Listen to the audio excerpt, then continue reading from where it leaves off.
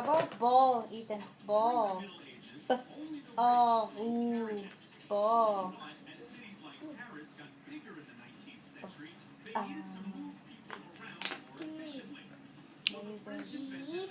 Oh, yeah. Yeah. What is that?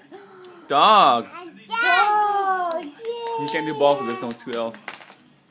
How about orange? Or horse? Horse. Can you spell horse for dad? Horse.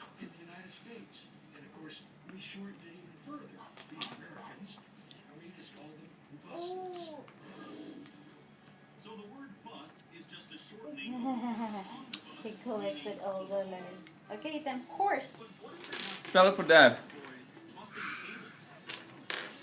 Oh.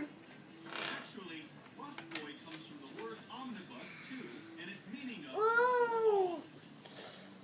House. House. That's house. What about horse? House. for all the customers and all the staff.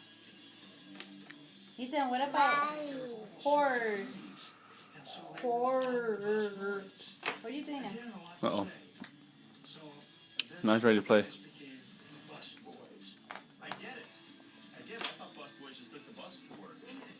Well, they may do that also. Today, if you take the bus, you might be a commuter.